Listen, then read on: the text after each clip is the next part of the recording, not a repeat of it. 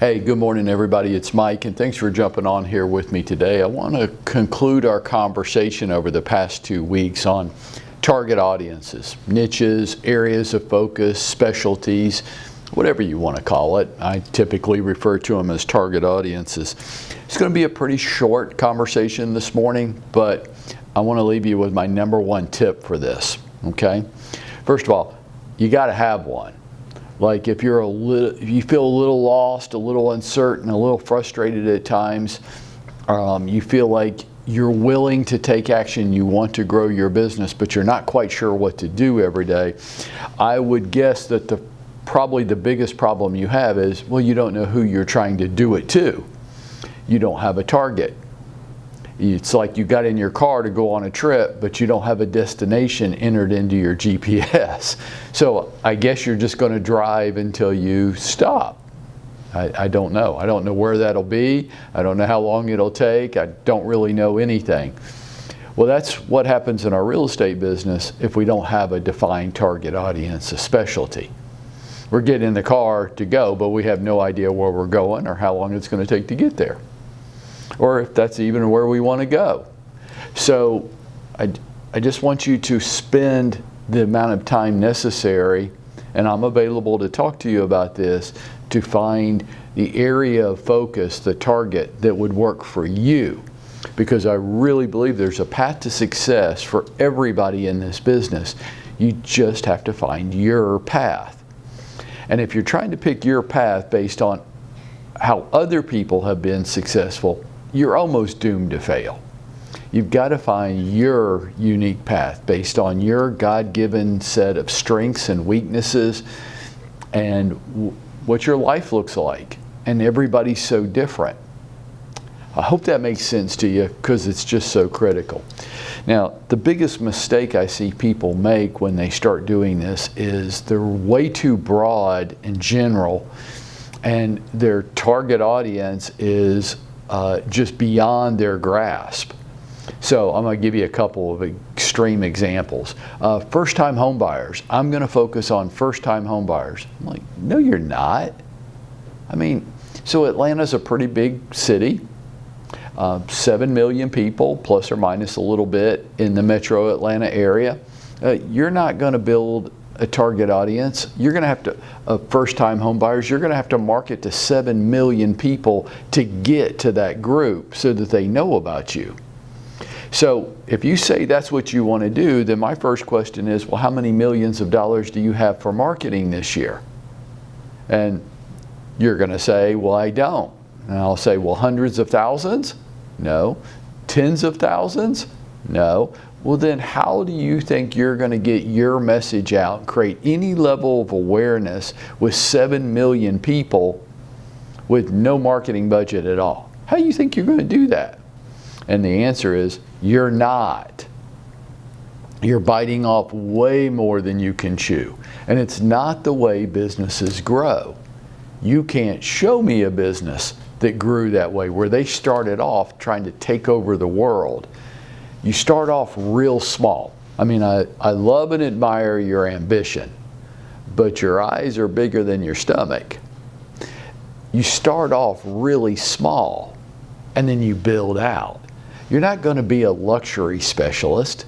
You're going to have to market to the entire Atlanta market to get to those people in that classification. How are you going to do that?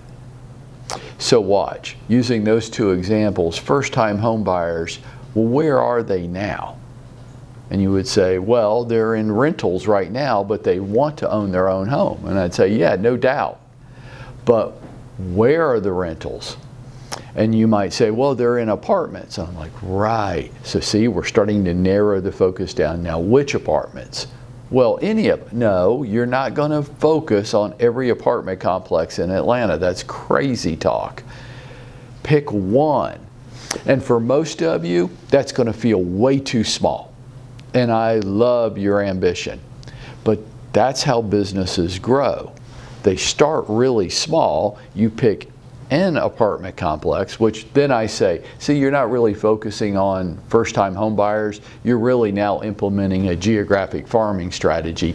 That apartment complex is part of your geographic farming strategy.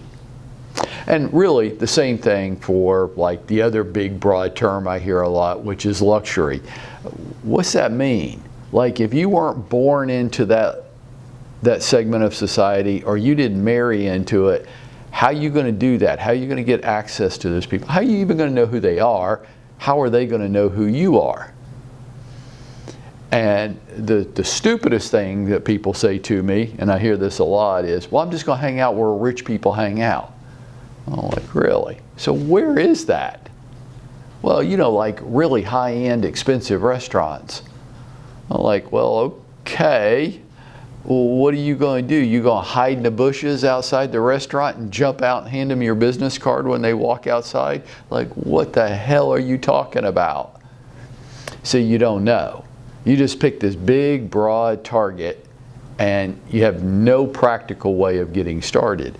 So I would say the same thing I say about first-time homebuyers. Well, where are they now? Where they're living in a home, but I want to help them if they want to move to a bigger, nicer home. I'm like, got it. Fully get what you're saying.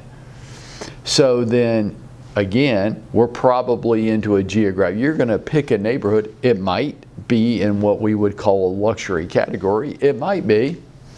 And then you might call that a luxury specialist because they specialize in luxury homes. I go, no, they specialize in that one community, which happens to be in a luxury price range. See, if you don't get it right, folks, if you don't interpret it right inside your brain, if you don't start small enough and then build out from there. I love your ambition, but all businesses start small and build out. They don't start big unless you have a lot of money to play with for a marketing budget. Then come talk to me and we can build a big strategy for you. But if you don't, then you're going to start like all of us and all businesses started, really small, and build out from there. And I really hope that makes some sense to somebody out there, because I see way too many people getting it wrong. First, they have no target audience to begin with. They just want to help anybody with anything. I'm like, well, how do you implement that strategy?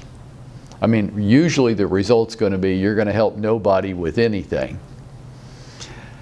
Second of all, when they do start to focus, they're just biting off more than they can chew. They just started way too big, and now they can't implement because they don't know how to get started with something that big. Hope that makes sense to you. I guess I hope one other thing. I hope you'll get out there and make it happen for yourself today.